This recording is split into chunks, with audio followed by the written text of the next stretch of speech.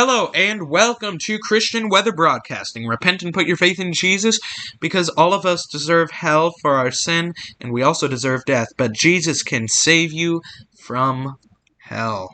Alrighty, and the second death, which is hell. Alrighty, everybody, let's get into this forecast. Hurricane Lee, right now at 160 mile an hour, Category 5 hurricane. We also have Tropical Storm Margot, which is expected to become a hurricane, but that's nothing we need to worry about now, but we will get into our forecast of Lee. Let's get right into this forecast. Let's look at the satellite imagery for Hurricane Lee, and as you can see, there is a well-defined eye on this storm. And one of the trends I'm noticing lately in this storm is it seems possibly, I could be wrong, that the left side of the storm may be getting its act together and starting to look better. You can see clear eye right there. Very clear eye. And interestingly enough, the eye has actually shrunk over time. You can see that in this satellite imagery loop. Hurricane Lee is a major hurricane. We are looking at Category 5 right now, winds of 160 miles per hour, minimum central pressure of 928 millibars, moving at 14 miles per hour west-northwest. Hurricane Lee is, as I said, a Category 5 and expected to intensify further, according to the forecast, up to 180 miles per hour. Let's go over the key messages for Hurricane Lee.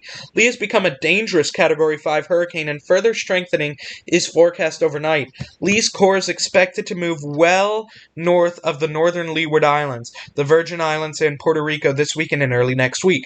That is good news for those areas, let me just say that. Dangerous surf and life-threatening rip currents are likely in in the northern Leeward Islands beginning Friday. These conditions will spread westward and northward, affecting Puerto Rico, Hispaniola, the Turks and Caicos, the Bahamas, and Bermuda through the weekend.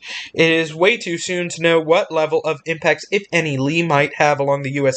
East Coast, Atlantic Canada, or Bermuda late next week, particularly since the hurricane is expected to slow down considerably over the southwestern Atlantic. Regardless, dangerous surf and rip currents are expected along most of the U.S. East Coast beginning Sunday. Continue to monitor updates to Lee's forecast during the next several days. Here is the cone of uncertainty for Hurricane Lee. It's expected, I believe, to make its peak strength by tomorrow morning, so I will be doing an update tomorrow morning, which will be fun. And you can see it's expected to maintain that major hurricane strength. But what will probably happen, it's not happening already based on aircraft reconnaissance data, it will probably go through an eyewall replacement cycle because of its rapid intensification. But we are expecting a peak of 180 miles an hour tomorrow, and then weakening off into a Category 4 hurricane. Personally, I think this storm will peak at 180 to 185, depending on how fast it intensifies, but 180 is what is forecast. So let's go to the aircraft reconnaissance, as I was saying, and how do we know this storm isn't going through an eyewall replacement? Well, what I learned was there's no sharp peak before the main peak. So you can see it's just a steady, every now and then there's a little drop, rise up to the top of this storm, of its wind.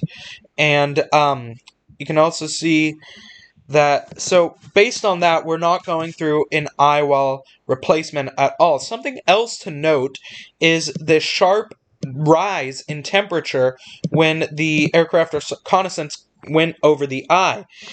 An eye of a hurricane is supposed to be warmer than the rest of the storm, so that again is indication of a strong storm and not weakening storm at all. That eye is very warm, as you can see. Right now, as I said, winds of 160 miles per hour. What is the intensity guidance for this thing saying? Well, Most of the models are keeping it from 140 to 150 knots. One model's going really crazy up to 170 knots, so that's really high up there. That's one of the stray models going that high. Some of the models are keeping it Cat 4, but we know it's not a Cat 4. We know it's a Cat 5. So again, that's not going to happen. Let's go to the tracks for this storm, and as you can see, it's going to stall somewhere around here, as it said on the National Hurricane Center page, and then we're probably going to see a turn, and that turn could possibly bring effects to Bermuda. Again, as I said, it is too early to tell. Based on these tracks, some of these tracks are getting close to Bermuda. If these tracks did hold true, I'd expect tropical storm conditions for Bermuda. But again, it's too early to tell, and some of the models are bringing a landfall in possibly Canada on the Atlantic coast. But again, too early to tell exactly where that's going to happen or when that's going to happen. We need to give it more time before we have a more definitive answer on this system. I want to bring you right now to the Google Earth here. You can see here is Hurricane Lee right here, and also Tropical Storm Margot right there. Margot has winds of 40 miles per hour, is expected to become a hurricane, luckily not affecting any land. You can also see that eye right there on Hurricane Lee. Let's go into tomorrow's forecast. Alrighty, everybody, rain is coming to the south. As you can see, good portion of the south. It's going to be getting some rain. Some areas in up north could experience up to an inch of rain, and portions of Georgia and South Carolina may also experience up to an inch of rain. Other portions of South Carolina are experiencing under an inch of rain. Portions of Florida also experiencing under an inch of rain. Louisiana experiencing possibly up to an inch of rain as well. Mississippi, Alabama, Florida Panhandle all experiencing about less than an inch of rain, maybe up to 0.75. For the Midwest, some areas could experience under an inch of rain. Maybe possibly an inch, but under an inch. And over in the west, Washington, Idaho, and Montana could experience under an inch of rain, and California and Oregon are remaining mostly dry except for portions of Oregon. And I do want to clarify, there is, I think, possibility some portions of the Midwest could see up to an inch of rain. And for tomorrow's temperature forecast, Texas is very hot at 106 degrees. Florida is going to be looking at mid to low to high 90s. Other portions of the the Atlantic coast are looking at, I'd say, high 80s to low 90s, maybe low 80s in some areas. And for around Pennsylvania, you're looking at one side of Pennsylvania is looking at around 76, the other side 84 degrees. Go to the Midwest, and we have areas, probably we're looking at low to high 80s, and some areas near the Canada border looking at 70s to mid 70s, low 70s to mid 70s.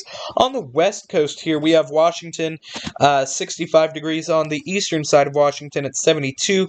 Oregon, high 60s, and California looking like low to high 80s. Some portions of California, though, near the Oregon border, could probably experience high 60s to low 70s. Alrighty, everybody, thank you for watching. This has been Christian Weather Broadcasting.